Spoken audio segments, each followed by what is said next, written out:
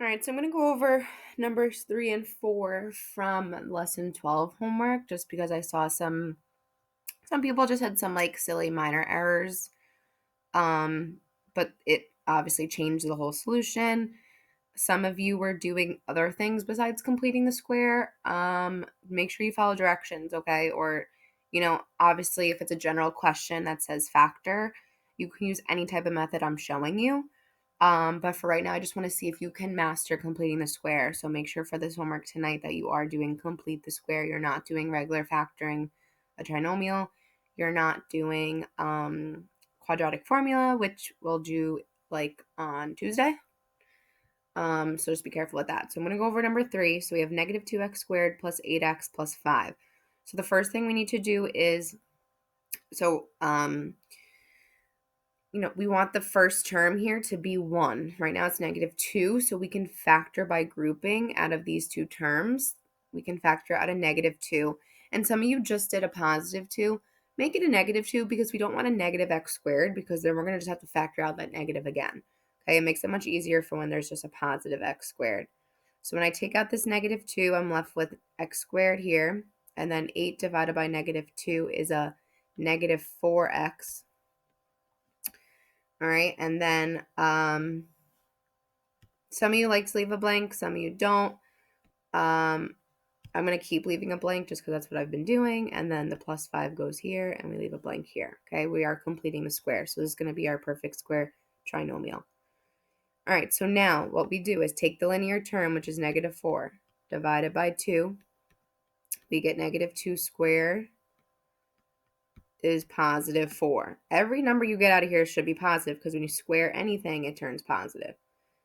So this positive 4 is going to go here, okay, which a lot of you did. And then remember, so since we're adding a 4 here, we then have to do the opposite here, right? We can't just add a positive 4 to an expression. We have to, like I said before, make 0. Because if we make 0 or in our expression, it's as if we're not really adding anything to the expression. We're not actually changing it really at all. So if we're adding a positive 4 here, we always do the opposite, right? If I'm adding a 4, how do I make 0? Oh, I have to minus a 4. So a minus 4 is going to go here, but let's be careful now. Did we only add a positive 4 here? We inputted a positive 4, but what's our value that's actually happening? So if you look here, remember we took out that negative 2. Before we technically have this negative 2x squared. Now we have a negative 2 times a negative 4x, which is a positive 8x. But now we're doing negative 2 times positive 4. So we're not actually adding a 4.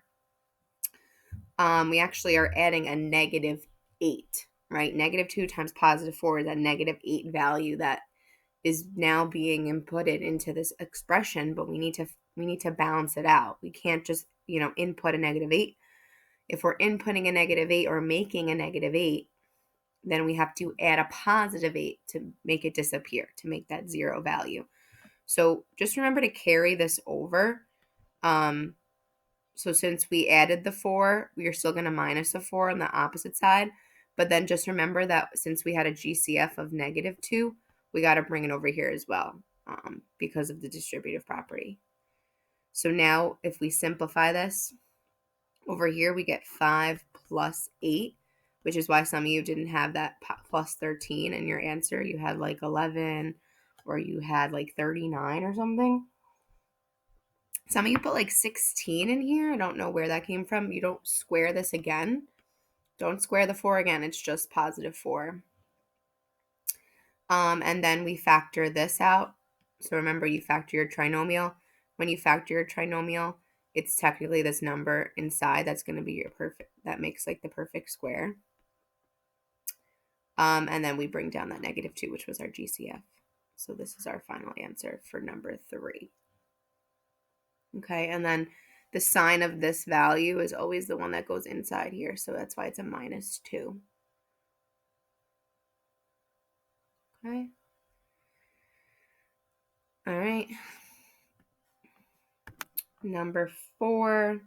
Again, we want this value in front of the k squared of the variable squared to be 1. So we need to factor out a 2.5. So you're just dividing 2.5 by both. So we get k squared, positive k squared, minus 3k. Leave a blank because we have to complete the square, plus 1.25. Leave a blank because we have to, whatever we add to the middle, we have to add the opposite to the end. And if you want to put this here already, we factored out 2.5. So we know that this 2.5 has to go here, and then whatever we're adding to the middle will be multiplied inside. Okay, so if you do have a GCF, remember that does have to go over here. If you don't have a GCF, then you don't put anything. So let's factor out this linear term. Negative 3 divided by 2 is negative 1.5. Some of you weren't getting this, so I'm wondering like what numbers you were inputting. So you divide by 2 and then you square it. The steps are in that last sheet. So when you square this, you should be getting 2.25. Okay, I just want to make sure. And now this goes here. And if we're adding it here, that means I need to subtract it here or make a negative here.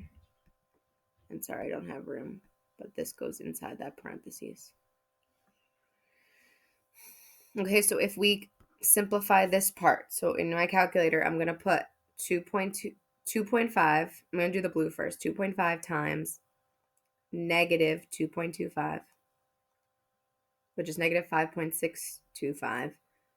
And then add the 1.25 to it. So over here should be negative 4.375. You can put as a decimal too if you want. I mean, a fraction if you want. And then we're just going to bring down my 2.5. And then my parentheses is my perfect square. And remember this number that was inside this value. That's why I like to do it fully out, because like here's my answer that goes inside this parentheses. That's the number that makes our perfect square trinomial. So this is our final answer for number 4. So do remember to add, to make that 0 value with these numbers here. A lot of you are forgetting this part, which is really important. Some of you are just having the wrong sign. So hopefully my clarification helped you with like what sign you should have. You got to like balance it out. I know we don't have an equation, but we really have to make sure that whatever we input, our output has to be the same or the opposite. So make it like the additive inverse property, right? To cancel out those numbers, because mathematically we can't just add a value, right? We have to, we're trying to, if we make a value, we have to cancel it out somehow somewhere else. Okay, so hopefully that helps. Comment on this video if you need clarification. And then someone wanted me to do number 8 on the homework for tonight. So this, if you watch this, you can have 2 of them out of the 5 done that you need. So again, we want this in standard form first. Standard form looks like this: ax squared plus bx plus c. And right now, our constant or our c term is on the right. So let's move. And that's honestly what we want, right? So usually, what this process is saying, if you take something that's in standard form, so if we put this back into standard form, it'll look like this, right? We got to move the 18 to equal 0, but the first step when we complete the square in solving is we have to move this term to the right anyway. So we're actually going to keep this original format because this is what we want.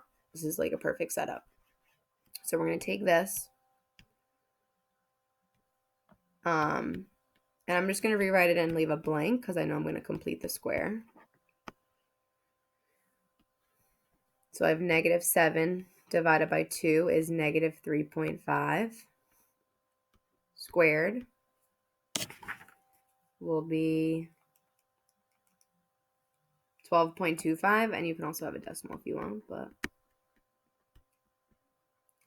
so now remember this 12.25 goes here, and it also has to go here, and we don't have any GCFs or anything, so like that's all we're adding.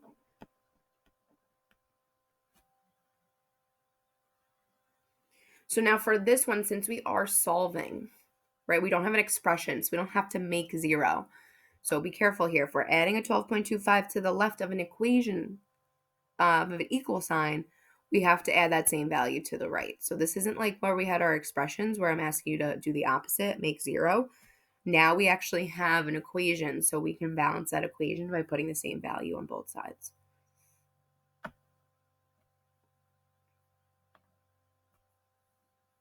Okay, so now we factor. We use this. So this is like our perfect square trinomial number. We put that in here. Equals. Simplify that right side. So we have 30.25. All I did was add 18 plus 12.25. So now we have this equation, and this looks like our vertex form. It's really similar, right? We have the x minus the number squared. We can move that over to equal 0, but we want to solve for x. So now that we have this equation at the bottom, we have x minus 3.5 squared equals 30.25. I want to solve for x. I want to know the solution to the problem. So to get rid of a squared, you take the square root, right? There's nothing else in the way. So when these cancel out, so I'm just left with what's underneath, equals, for now you can leave it as a square root of 30.25. You don't need to simplify it just yet. But remember, it's plus or minus. When you take the square root of something, the answer could be positive or negative. And now to get x by itself, we just add 3.5 to both sides. So we get as an answer x equals 3.5 plus the square root of 30.25 and or 3.5 minus the square root of 30.25. And I can't write the whole thing out. But see that we do have two solutions, so just be careful that there's one that's plus, right, and one's negative, so that makes two solutions. And if we put this in our calculator, we can find out specifically what they are. So 3.5 plus the square root of 30.25 is 9. I guess that's a nice number. So if I do this in the calculator, x equals 3.5 plus the square root of 30.25. X is 9, so this is one solution, or 1 0, or one root, whatever you want to call it, one x-intercept. And then if I do the other one, so 3.5 minus the square root of 30.25, we get -2. I love when it comes out to nice numbers. Okay. So these would be the two solutions you would show me, right? I kind of want these like simplified versions. All right. So for the homework tonight, you technically have 2 done because I did one here and I did one in the other video. So hopefully this helps you and the solutions review.